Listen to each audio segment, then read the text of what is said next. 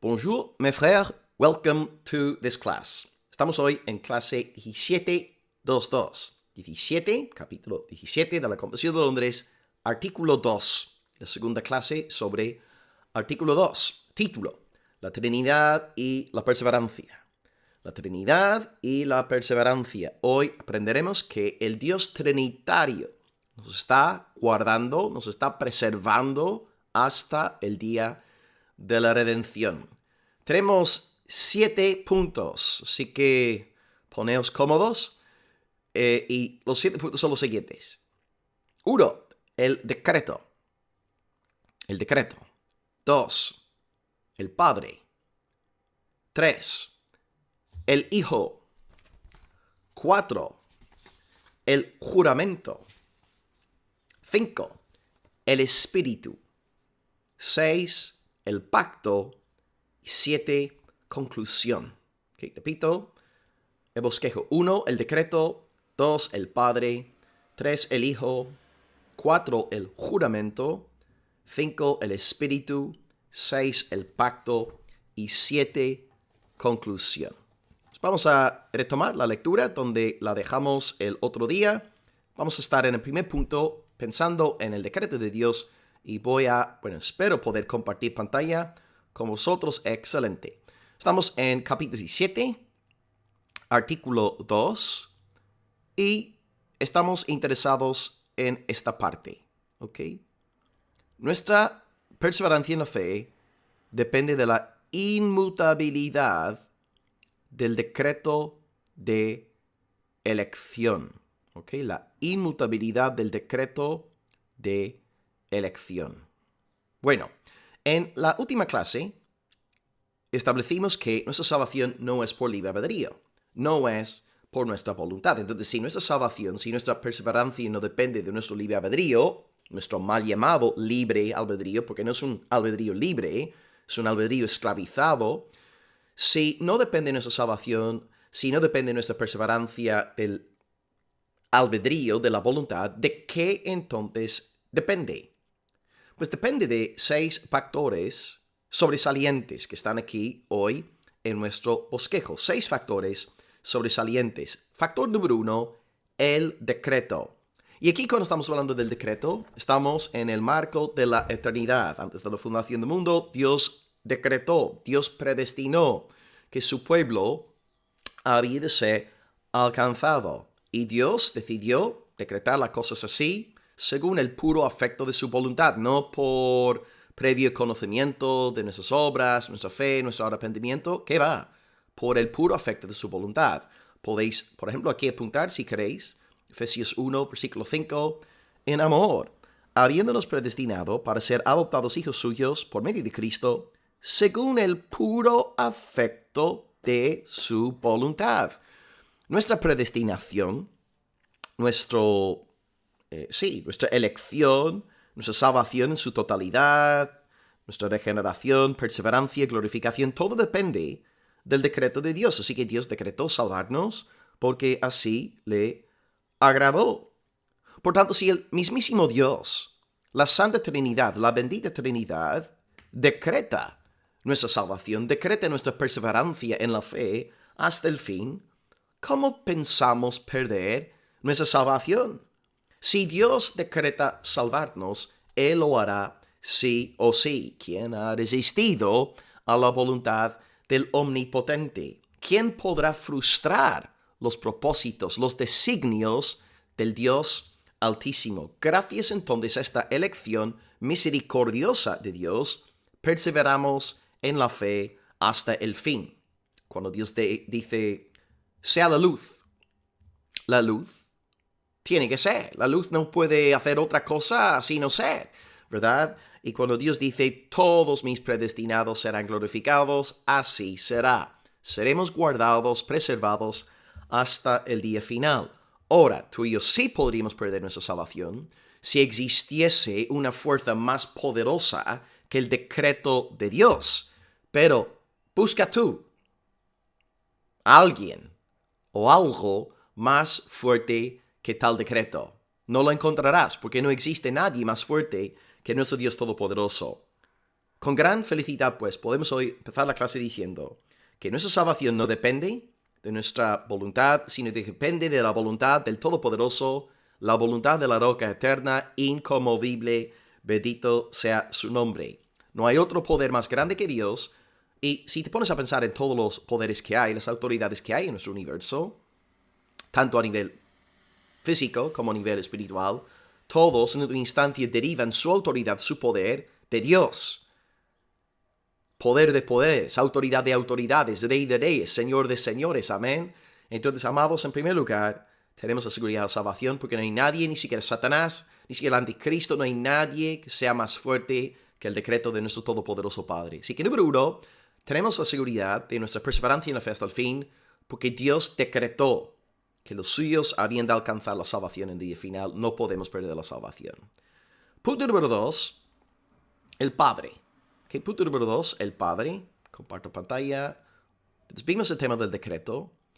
Y este decreto fluye del amor libre e inmutable del Padre. Ahí está subrayado. Fluye del amor libre e inmutable de Dios el Padre. Bueno, la primera razón por la que tenemos esa garantía de perseverancia es el decreto eterno de Dios. Y la segunda razón es el amor inmutable de Dios, dice la confesión, ¿no? Dios tiene un amor libre e inmutable. Podemos pensar en Jeremías 31:3, que citamos el otro día, que Dios dice a su pueblo, con amor eterno os he amado. Algo eterno es por definición inmutable. Es que Dios nos ama con un amor eterno. Si es un amor eterno, no viene siendo condicionado por nuestras obras, sean buenas, sean malas. No, es un amor eterno, es un amor incondicional y la causa de dicho amor es Dios. Dios ha querido derramar de este amor sobre nosotros. Porque si Dios hiciera que su amor fuese condicional, es decir, si su amor estuviese condicionado por nuestras obras, por nuestra dignidad, ¿cuántos de nosotros seríamos hallados dignos de recibir semejante amor? ¿Verdad? Si la causa del amor de Dios reside en nosotros, no podríamos recibir dicho amor. Pero la raíz de este amor reside en Dios, en su voluntad libre. Su deseo a Él le agrada hacer las cosas así. Es que es un amor incondicional, un amor eterno, un amor divino que Dios ha querido darnos. No depende de nuestros logros, de nuestras obras. Y esto de hecho lo hemos visto en el texto que antes citamos. Si regresamos aquí a Efesios 1:5, fijaos, no dice en amor, habiéndonos predestinado para ser adoptados hijos suyos por medio de Cristo, según el puro afecto de su voluntad. El amor de Dios es libre. Él escoge amarnos, Él quiere amarnos, Él le agrada amarnos. Es que Dios no te ama por haber previsto tu fe en la eternidad. No, Él te ama porque quiso amarte. Él según el puro afecto de su voluntad, quiso amarte.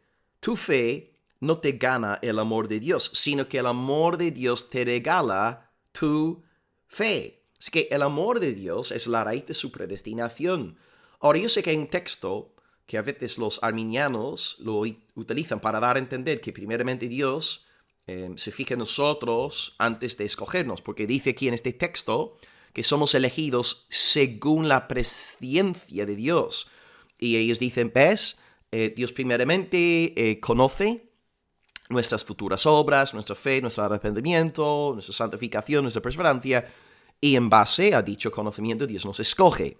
Pero el problema aquí es que cuando Pedro habla de la presciencia, en griego lo que tenemos aquí literalmente es el previo amor, el amor previo de Dios Padre. No está hablando del conocimiento de nuestros actos, sino que está hablando del amor íntimo que Dios tiene para con los suyos. Es que podemos interpretar esta frase como somos elegidos según el previo amor.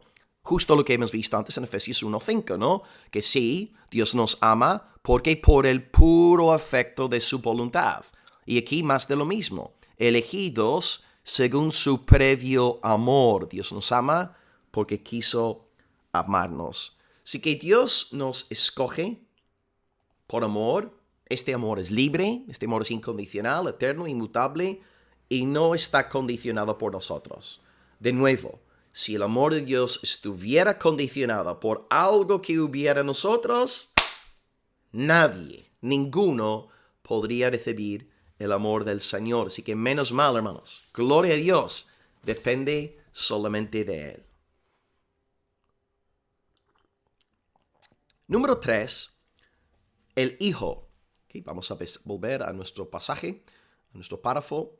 Así que hemos visto el decreto, el decreto eterno de Dios. Dios decidió, según el puro efecto de su voluntad, escogernos. Este decreto, por supuesto, está fundamentado en el amor libre e inmutable del Padre. Ahora, también perseveramos sobre la base de la eficacia de los méritos y la intercesión de Jesucristo y la unión con Él. Así que punto número 3 hoy. El Hijo. El Hijo. ¿Por qué perseveramos en la fe? 1. Porque fue decretado. Fue decretada. Nuestra perseverancia fue decretada.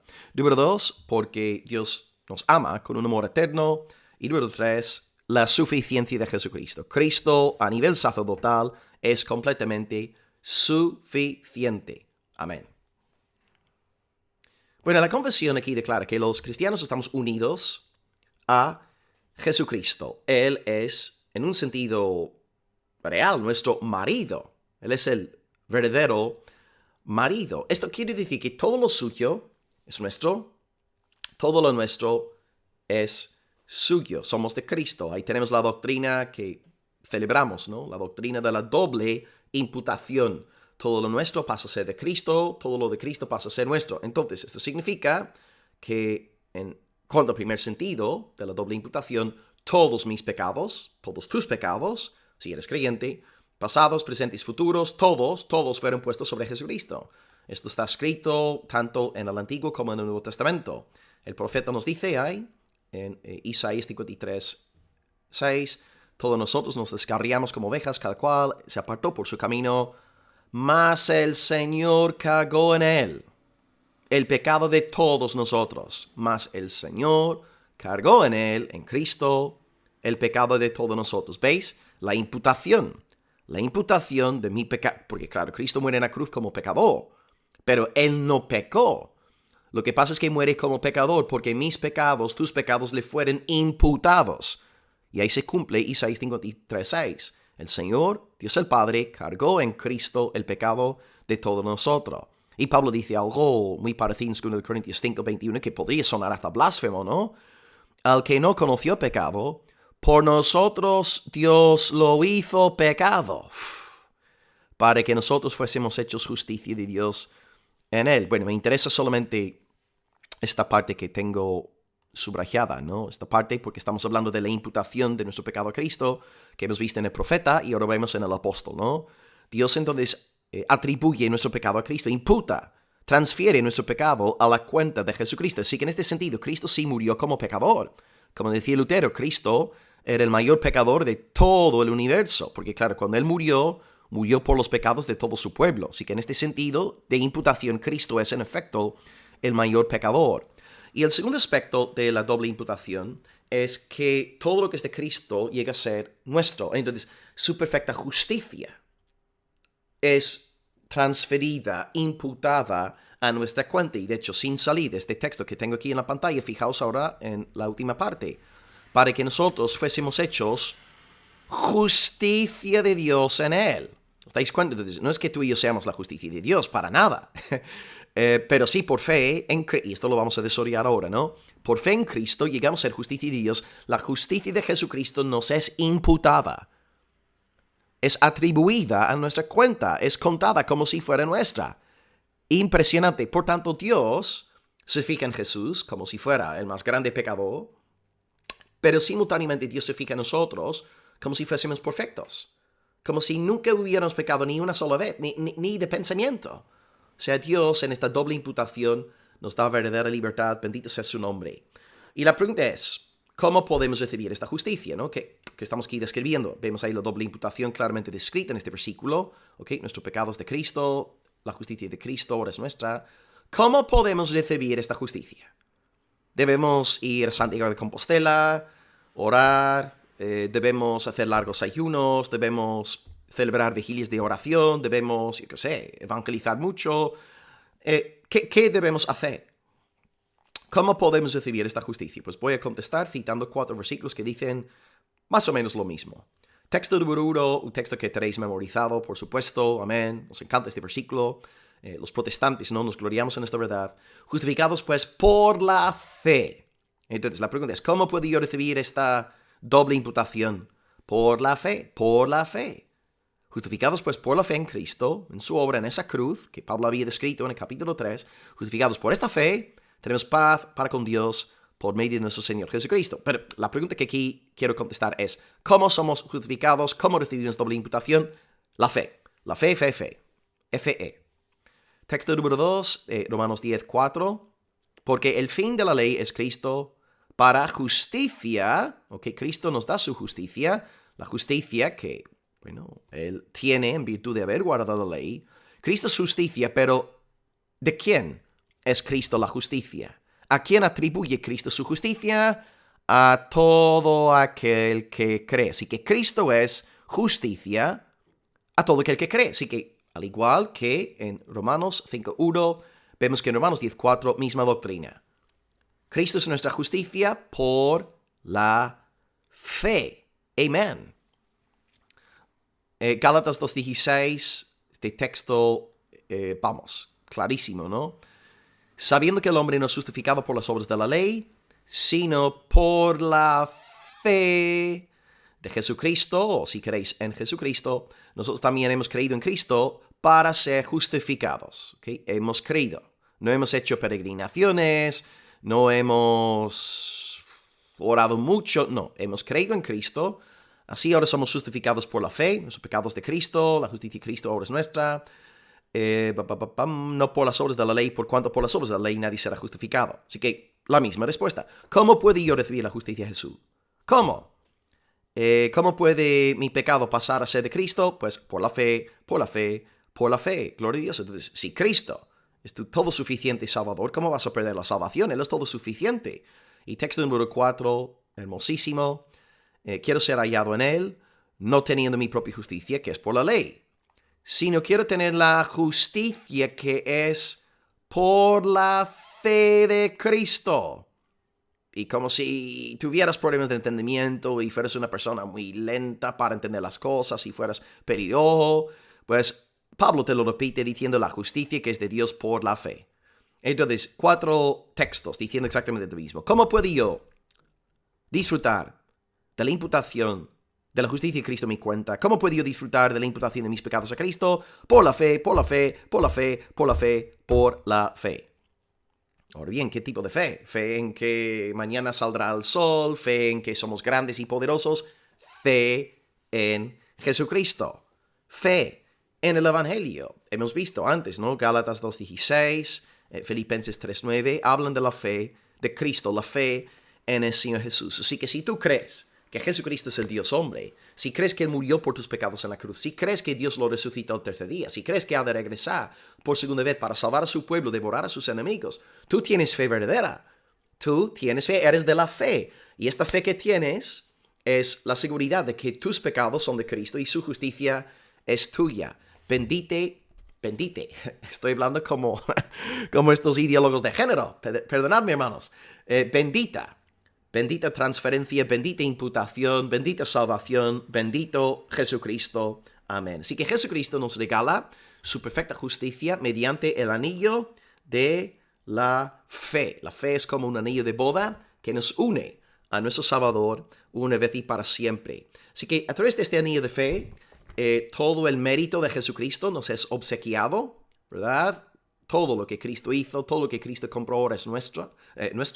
Él incluso compró nuestra perseverancia también en la cruz. Así que dentro de este paquete del mérito de Jesús, de los logros de Jesús, en este paquete también forma parte de este paquete nuestra perseverancia en la fe. Así que al tener fe en Cristo, todo lo de Cristo es nuestro. Y es más, la confesión no se contenta con decirnos que Cristo nos regala su mérito, sino que actualmente dice, está intercediendo por nosotros. Y bueno, los textos que ya estudiamos en el capítulo 8, cuando hicimos Cristología, Cristo está intercediendo como fiel sumo sacerdote, Romanos 8:34, Hebreos 7:25, dos textos que dice que Dios el Hijo está a la diestra del Padre, rogando, orando, intercediendo por nosotros. Así que piensa en esto, ¿no? Yo sé que hemos hablado del decreto, hemos hablado también del amor inmutable del Padre, pero Jesucristo en sí, piensa solamente en Él. Con tan solamente pensar en Jesucristo como tu mérito y como tu intercesor, tienes la seguridad de la salvación. No necesitas pensar en el decreto eterno, no tienes que pensar en el amor inmutable del Padre. Simplemente te das cuenta de quién es Jesucristo, todo lo que ganó por ti en la cruz, cómo Él te ha aplicado algo a través de la fe, pues gloria a Dios. Y encima no solamente te da todo su mérito, toda su justicia, toda su virtud, sino que Él está ahora a la diestra orando por ti para que perseveres hasta el fin. Así que descansa, hermano, descansa. Tu salvación está apoyada en la fortaleza de los siglos, en la roca eterna, en el Señor Jesús. Así que, ¿cómo vamos a perder nuestra salvación si el todopoderoso Hijo de Dios intercede por nosotros? ¿Acaso no quiere Dios el Padre entregar a su Hijo Jesucristo una recompensa completa por todo lo que hizo por amor a su pueblo y por amor al Padre? Desde luego que sí. Entonces, ya que el Padre quiere que el Hijo reciba una herencia completa, una recompensa completa, no permitirá que ninguna oveja de Jesucristo se pierda. Gloria a Dios. Tú perderás tu salvación el día en que Jesucristo deje de interceder por ti. Pero te voy a decir algo ahora muy bonito para consolar tu corazón. Tu fiel Salvador, tu fiel Pastor Jesucristo, nunca dejará de orar por ti. Los hermanos de la iglesia pueden dejar de orar por ti. El pastor puede dejar de orar por ti. Pero Jesucristo, el pastor de pastores, no deja de orar por sus amadas ovejas. Bendita consolación. Gloria a Dios. Aleluya.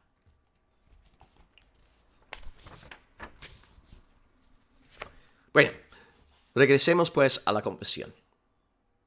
Hemos hablado del decreto, 2, del amor inmutable del Padre, 3, del Hijo, su mérito y su intercesión. Y antes de hablar de la obra del Espíritu en nosotros, tenemos aquí la cuestión del juramento de Dios. Claro, el juramento, antes hablamos de un decreto, ahora estamos hablando de un juramento. En un segundito explicaré cuál es la diferencia, ¿no?, entre el decreto y el juramento. Y voy a poner aquí un texto de Hebreos. Y luego, a ver dónde está. Aquí está aquí. Hebreos 6, 17 y 18. Vamos a ver aquí el juramento de Dios y explicaremos de qué va este tema. ¿Ok? Dice, por lo cual, el autor está hablando, ¿no?, la seguridad de la salvación aquí. Queriendo Dios mostrar más abundantemente a los herederos de la promesa, es decir, tú y yo, los creyentes, los salvos, entonces Dios queriendo mostrarnos la inmutabilidad de su consejo, interpuso juramento. ¿Ok? Dios ha hecho un juramento para que por dos cosas inmutables, es decir, el consejo eterno y el juramento, dos cosas, ¿no? El consejo, o lo que hemos descrito hoy como el decreto, el consejo y el juramento. Así que Dios, por estas dos cosas inmutables, en las cuales es imposible que Dios mienta, que Dios no miente en sus consejos, en su decreto, Dios no miente en sus juramentos, para que tengamos nosotros pues un fortísimo consuelo los que hemos acudido para asirnos de la esperanza puesta delante de nosotros. Ok, de acuerdo con este texto, estamos viendo que el creyente tiene aquí una doble seguridad de salvación. Ahora, uno de los aspectos que sale aquí en este texto, ya lo hemos mencionado en el primer punto.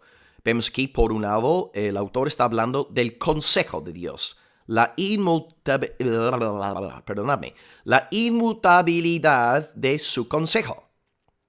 Si queréis, entre paréntesis, al lado de consejo, con lápiz, escribir la palabra decreto, pues está aquí el autor hablando del decreto eterno de Dios, ¿no? El decreto antes de fundación del mundo que garantiza en efecto nuestra perseverancia en la fe. Pero Dios no solamente da un decreto eterno, sino que también Dios interpone juramento. ¿Y cuál es la diferencia? Pues el juramento es algo que Dios hace en el tiempo. ¿Okay? El decreto o el consejo en la eternidad, el juramento en el tiempo. Entonces, tanto el decreto como el juramento son dos palabras de parte de Dios que nos dan la garantía de que seremos salvados. En el contexto está hablando del juramento que Dios hizo a Abraham. Si os fijáis un poco antes en el mismo párrafo, versículo 14, Dios dice a Abraham: yo te bendeciré con abundancia. Yo te bendeciré, te multiplicaré grandemente. Y lo que el autor está diciendo es que esta promesa que Dios dio a Abraham ahora se aplica a nosotros. Tú y yo, ya que somos de Cristo, somos hijos de Abraham.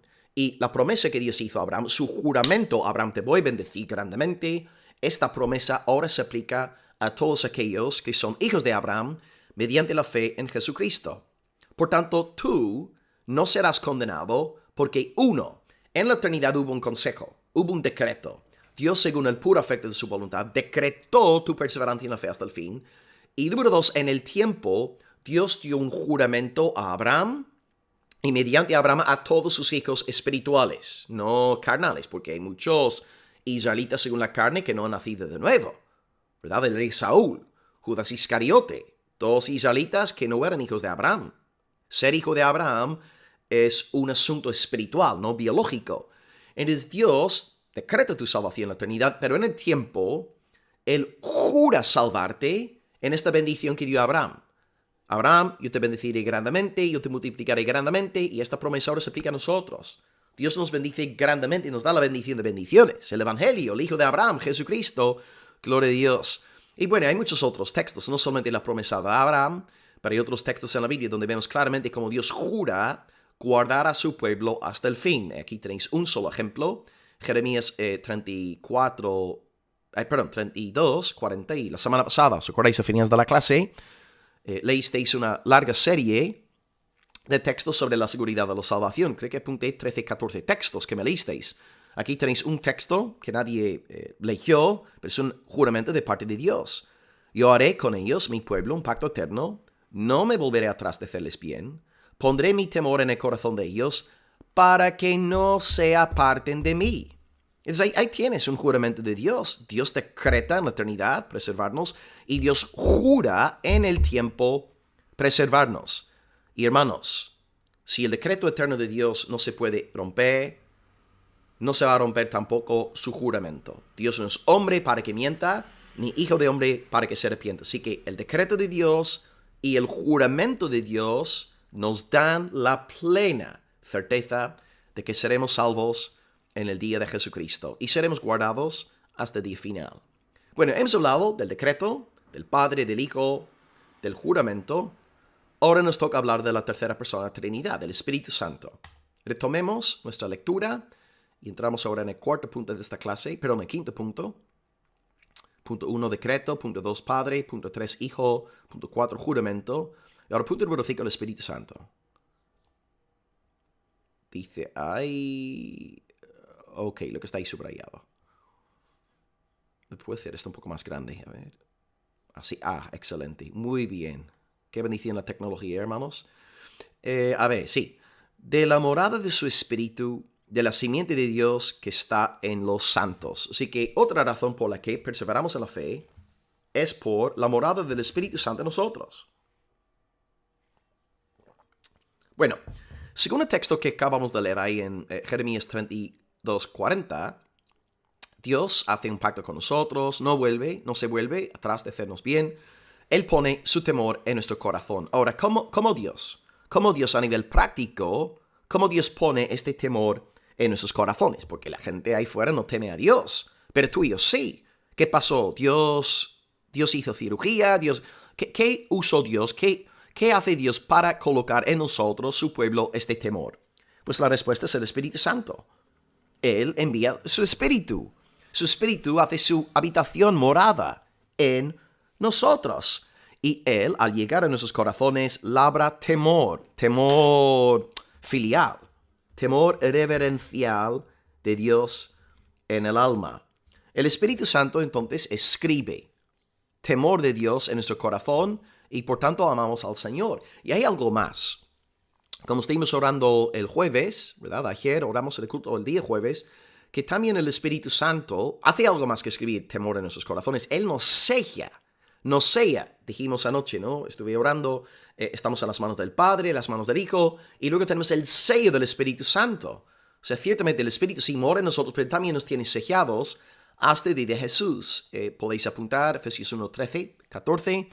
En Él, vosotros habiendo oído la palabra de verdad, el evangelio de vuestra salvación, habiendo creído en Él, fuisteis sellados con el Espíritu Santo de la promesa. Pero la pregunta que quiero haceros es, ¿hasta cuándo? ¿Hasta cuándo seremos sellados por el Espíritu? Pues dice, en las azares de nuestra herencia hasta la redención de la posesión adquirida para alabanza de su gloria. ¿Hasta cuándo seremos sellados por el Espíritu? Respuesta, hasta el día de la redención. Gloria a Dios. Dios no nos abandonará, no nos dejará. Y de hecho un poco más adelante en Efesios, en el 4:30, Pablo dice algo parecido. No contristéis al Espíritu, ¿okay? El Espíritu Santo de Dios, con el cual fuisteis sellados, ¿ok? Pero sellados ¿hasta cuándo? Para el día de la redención. Dos textos diciendo exactamente lo mismo. Efesios 1, 13 y 14, Efesios 4, 30. El Espíritu Santo sella al pueblo de Dios hasta el día de Cristo. Así que nuestra perseverancia no depende de nuestra voluntad, de nuestro libre albedrío. No, depende del poder sellador y protector del Espíritu Santo. Él se encarga de sellar y preservar a todos los predestinados. Él es la simiente de Dios que mora en nosotros. Así que tenemos la morada del Espíritu en nosotros. Él es el sello. Y bueno, en este texto, la confesión no hablar ahí, como podéis ver, ¿no? La simiente de Dios que está ahora en nosotros, pues el Espíritu que mora en nosotros, el efecto que Él produce en nosotros es este temor, y por tanto ya no andamos en pecado. Dice, todo aquel que es nacido de Dios no practica el pecado. No dice, todo aquel que es nacido de Dios no comete pecados, porque día tras día caemos y tenemos que pedir perdón. Y de hecho, 1 Juan 1 dice que tenemos que confesar nuestros pecados porque no hay quien no peque. Y aquel que dice, yo ya no peco, dice, tal es mentiroso. 1 Juan 1:8, ¿no? Todo aquel que es nacido de Dios no practica el pecado. Estamos en el contexto de un patrón, de alguien entregándose constante y voluntariamente al pecado. ¿Y por qué no? Porque la simiente de Dios permanece en él. Ese es el cumplimiento de Jeremías 32:40. Yo pondré mi temor en el corazón de ellos. El Espíritu Santo pone el temor de Dios en nuestro corazón y como consecuencia ya no podemos seguir en patrones de pecado. El mundo sí, de hecho, lo único que hacen en el mundo es pecar. Pero tú y yo no practicamos el pecado porque hemos nacido de Dios. Gracias a Dios Padre, gracias a Dios Espíritu, gracias a Dios el Hijo, nosotros somos preservados hasta el día de la redención. Entonces, hoy la clase a propósito se llama La Trinidad y la Perseverancia, para que veamos que nuestro libre albedrío no pinta nada aquí. Si fuera por nuestro libre albedrío, bueno, nuestro supuesto libre albedrío, todos iríamos al infierno. Pero gracias al Padre, gracias al Hijo, gracias al Espíritu Santo, somos guardados, preservados, y el Espíritu que hay en nosotros, el Espíritu Santo, ahora está recibiendo con gozo este mensaje. Está recreándose, ¿no? Nuestra alma se está recreando en esta verdad, porque tenemos un nuevo corazón, nueva voluntad, nuevos afectos, todos estos logrados por el Espíritu Santo. Ok. Pues hemos hablado del decreto del Padre, del Hijo, del juramento, del Espíritu. Y antes de hablar ahora, en sexto lugar, del pacto, tenía otro texto que quería leeros sobre la perseverancia. A ver si lo encuentro por aquí. Ahí está. Ezequiel 36:27. Dios dice, yo pondré dentro de vosotros mi espíritu, haré que andéis en mis estatutos y guardéis mis preceptos, y haré que los pongáis por obra. Y un poco más adelante también dice en el 31, os acordaréis de vuestros malos caminos. O sea, el Espíritu ahora empieza a morar en nosotros y como consecuencia nos acordamos de nuestros malos caminos, nos acordamos de nuestras obras que no fueron buenas y, ¿qué dice ahí Dios? Os avergonzaréis de vosotros mismos por vuestras iniquidades y por vuestras abominaciones. Entonces Dios ha enviado su Espíritu en nuestro corazón. Este espíritu cultiva en nosotros pasión por cumplir con la palabra de Dios. Este mismo espíritu nos aleja del pecado, haciendo que nos sintamos avergonzados por nuestra iniquidad. Y gracias a Dios tenemos la promesa que ese espíritu ahora permanece en nosotros. Así que el espíritu estará con nosotros hasta el día de la redención. Él ha hecho una morada permanente en nuestro cuerpo. Así que gracias a Dios, la simiente de Dios no nos abandona, la unción de Dios está en nosotros, siempre está ahí. Y ya que la simiente de Dios está ahí en nosotros, sellándonos, guardándonos, protegiéndonos, pues alcanzaremos la salvación en el día final para la gloria del Dios Trinitario. Con esto pues entremos en el sexto punto del mensaje de hoy. Vamos a ver ahora el tema del pacto de la gracia, el sexto punto aquí, antes de concluir. El pacto de gracia, ¿ok? El pacto de gracia. Así que el decreto del Padre, el Hijo, el juramento, el Espíritu, ahora el pacto de gracia. Bueno, leo lo que dice ahí. Dice, y de la naturaleza del pacto de gracia. Nosotros perseveramos en la fe hasta el fin, debido a la naturaleza del pacto de gracia. Estudiamos antes que Dios tiene dos tipos de trato con el hombre. Dios trata con el hombre a través de pactos. Tenemos en primer lugar el pacto de obras que Dios estableció con Adán, y luego tenemos el pacto de gracia que Dios establece con su pueblo a través de Jesucristo. En cada pacto hay una cabeza federal. En el pacto de obras, la cabeza federal es Adán.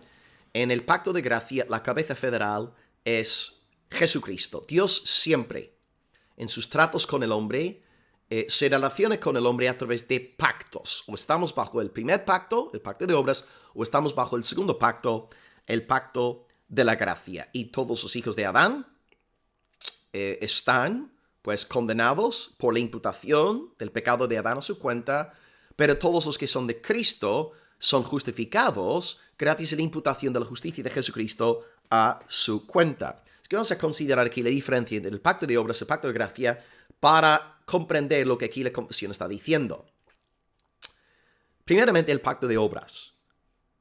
En el pacto de obras, Adán,